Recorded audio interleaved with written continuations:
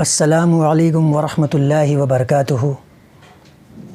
الحمد للہ رب العالمین وإیاک نعبد وإیاک نستعین نحمدہ ونصلی علی رسولہ الکریم ومولا علی کرم اللہ وجہ الکریم واولیاء اللہ لا خوف علیہم وصحبہ اجمعین اما بعد۔ رب اشرح لی صدری ویسر لی امری واحلل عقدۃ من لسانی یفقہوا قولی ولا یحیطون بشیء من علمہ الا بما شاء۔ شروع کرتا ہوں اللہ کے نام سے جو بڑا ہی جلیل و قادر ہے۔ یاد رکھنا رحمان و رحیم لفظ استعمال نہیں کیا میں نے۔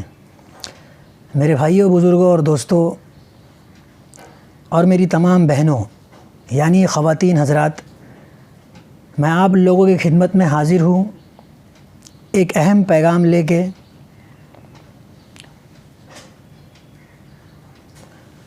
اور وہ پیغام میں اللہ کی اس کتاب قرآن کے حوالے سے دوں گا انشاءاللہ تعالی۔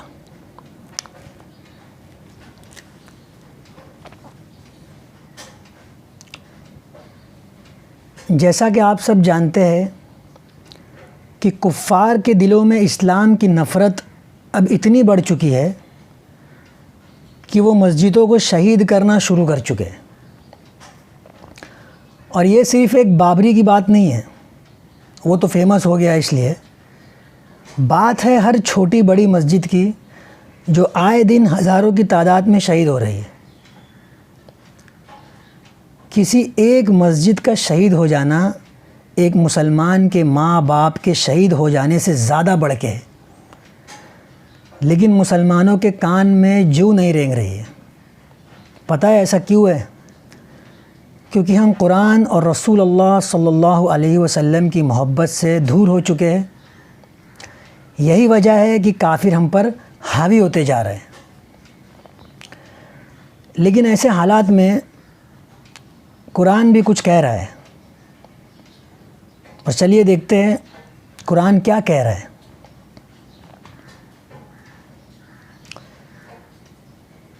بسم اللہ الرحمن الرحیم۔ وَلَا يَحْسَبَنَّ الَّذِينَ كَفَرُوا سَبَقُوا، اور کافروں کو یہ نہ سمجھنے دینا کہ وہ بچ کے نکل پائیں گے۔ اِنَّهُمْ لَا يُعْجِزُونَ، وہ اللہ کی پکڑ سے کبھی نہیں بچ سکتے۔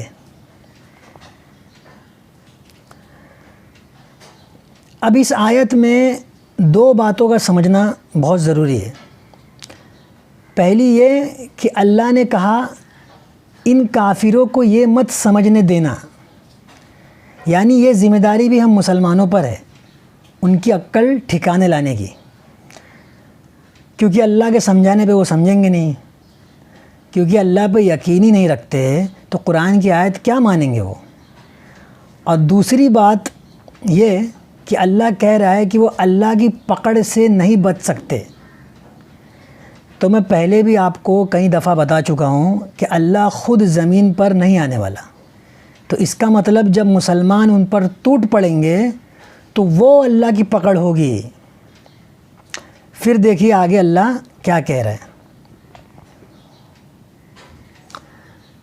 کتب علیکم القتال وہو کرہ لکم، اور قتال کرنا یعنی لڑنا تم پر فرض ہو چکا ہے، بھلے ہی وہ تمہیں ناپسند ہو۔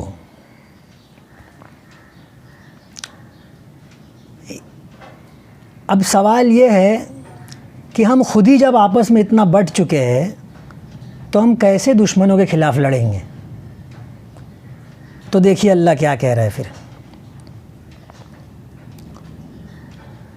والذین کفروا، اور وہ تمام کافر لوگ سب کے سب جو اللہ کو نہیں مانتے، بعضهم اولیاء بعض، یہ سب ایک دوسرے کے ساتھی ہے اور مددگار ہے۔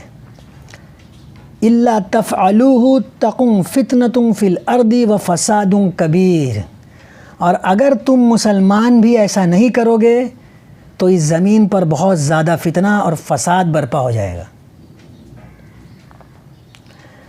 یعنی اللہ کہہ رہا ہے کہ اگر تم مسلمان بھی سارے کے سارے ایک دوسرے کے ساتھی نہیں بنو گے اور اتحاد یونٹی نہیں قائم کرو گے تو پھر اس زمین پر بہت فساد اور فتنہ ہو جائے گا.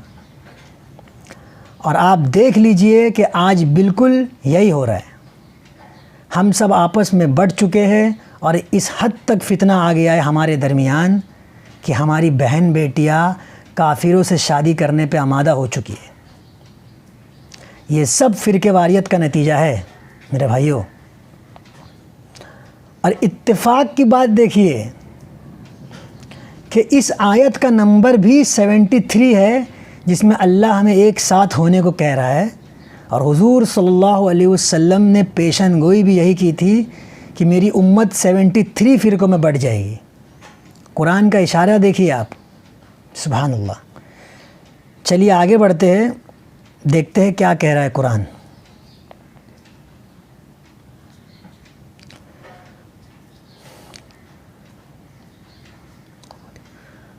وَأَعِدُّوا لَهُم مَّا اسْتَطَعْتُم مِّن قُوَّةٍ، اور ان کے خلاف پوری طاقت کے ساتھ اپنی فوج کو تیار کرو. وَمِن رِّبَاطِ الْخَيْلِ تُرْهِبُونَ بِهِ عَدُوَّ اللَّهِ وَعَدُوَّكُمْ وَآخَرِينَ مِن دُونِهِمْ، جس میں گھوڑوں کی فوج، جنگی طیارے اور توپ خانے شامل ہو، انہیں ڈرانے کے لیے جو اللہ کے دشمن اور تمہارے دشمن ہیں.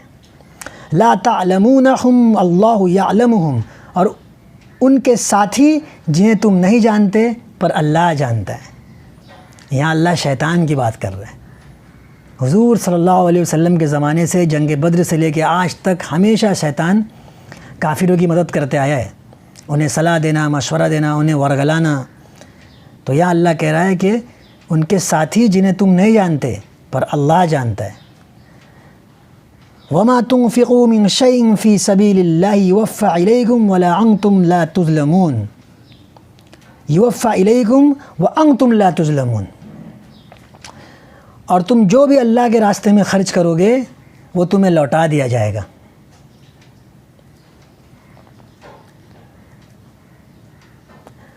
اب کچھ بات سمجھ میں آئی کہ کیوں اللہ نے کہا تھا کہ کافروں کو یہ مت سمجھنے دینا کہ وہ بچ کے نکل پائیں گے. تو اس طرح سے جب ہم انہیں ڈرا دیں گے تب انہیں احساس ہوگا کہ ہم نے ان کے مذہب کو، ان کے خدا کو اور ان کے رسول کو چھیڑ کے غلطی کر دی. اب پھر وہ کیا کریں گے؟ وہ صلح کرنے کے لیے آئیں گے.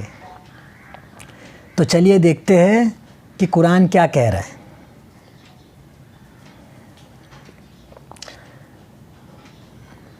وَإِن جَنَحُوا لِلسَّلْمِ فَاجْنَحْ لَهَا وَتَوَكَّلْ عَلَى اللَّهِ، اور اگر وہ صلح کرنے کے لیے آئے تو تم بھی صلح کر لینا اور اللہ پر توکل رکھنا.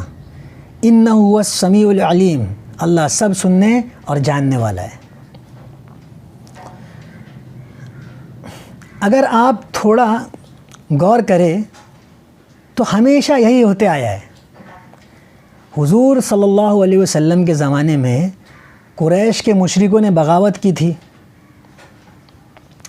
پھر جب صحابہ نے پوری طاقت کے ساتھ مقابلہ کیا مدینے سے تو قریش والے صلح کرنے آئے.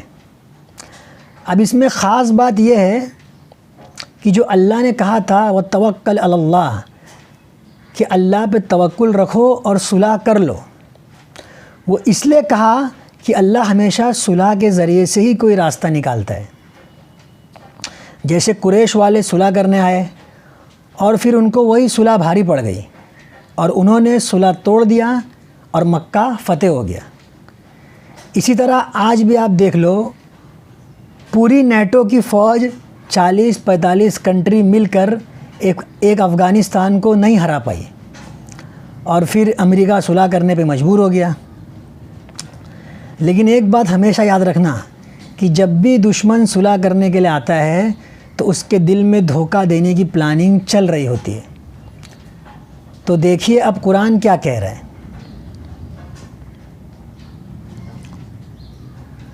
وَإِن يُرِيدُوا أَن يَخْدَعُوكَ فَإِنَّ حَسْبَكَ اللَّهُ، اور اگر وہ تمہیں دھوکہ دینے کا ارادہ کریں گے تو اللہ تمہارے لیے کافی ہے.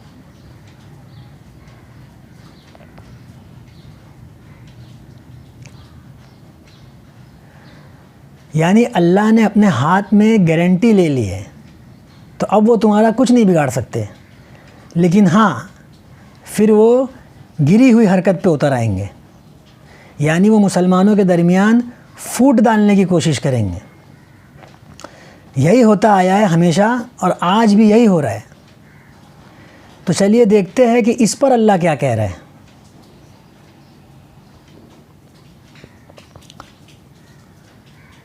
وَأَلَّفَ بَيْنَ قُلُوبِهِمْ، اور ہم تمہارے دلوں میں ایک دوسرے کی محبت ڈال دیں گے اور تمہارے دلوں کو جوڑ دیں گے. لَوْ أَنفَقْتَ مَا فِي الْأَرْضِ جَمِيعًا مَا أَلَّفْتَ بَيْنَ قُلُوبِهِمْ، اور اگر تم ساری دنیا کی دولت بھی جمع کر کے خرچ کر دیتے تو بھی تم ایسا نہیں کر پاتے، یعنی آپس میں دلوں کو نہیں جوڑ پاتے. وَلَكِنَّ اللَّهَ أَلَّفَ بَيْنَهُمْ، لیکن اللہ دلوں میں محبت ڈال سکتا ہے.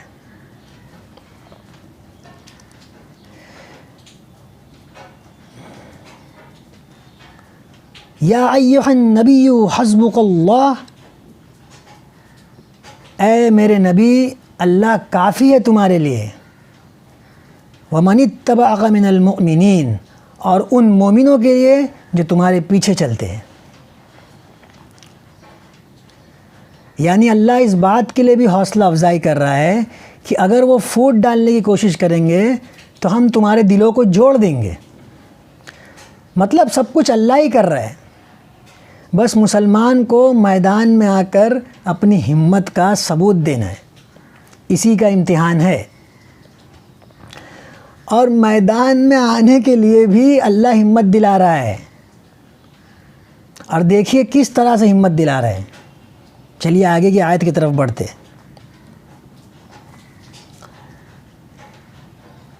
یا ایھا النبی حرض المؤمنین علی القتال، اے نبی تم مومنوں کو قتال کرنے کے لیے یعنی لڑنے کے لیے تیار کرو.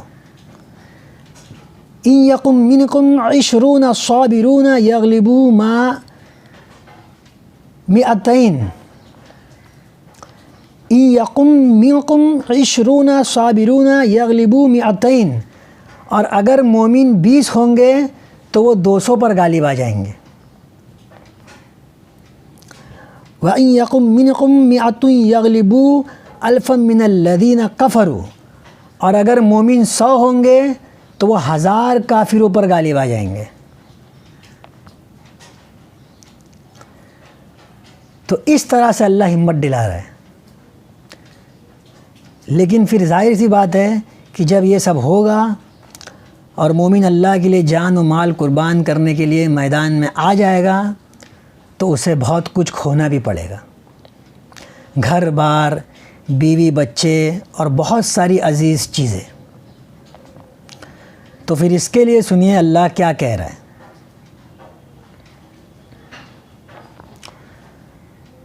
ان یعلم اللہ فی قلوبکم خیرا یؤتیکم خیرا مما اخذ منکم ویغفر لکم، اللہ تمہارے دلوں کی نیت کو دیکھے گا اور جو کچھ تم سے لیا گیا ہے اس سے کئی زیادہ بہتر عطا کرے گا اور تمہارے گناہوں کو بخش دے گا. سبحان اللہ. اب اس سے زیادہ اور کیا چاہیے ایک مسلمان کو.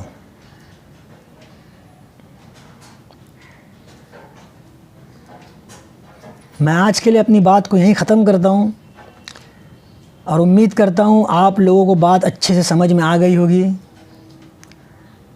اور آپ لوگوں سے درخواست ہے کہ اس ویڈیو کو زیادہ سے زیادہ شیئر کریں اور اس بیان میں جو مجھ سے غلطی کوتاہیاں ہوئی ہے اللہ رب العزت اسے معاف کرے.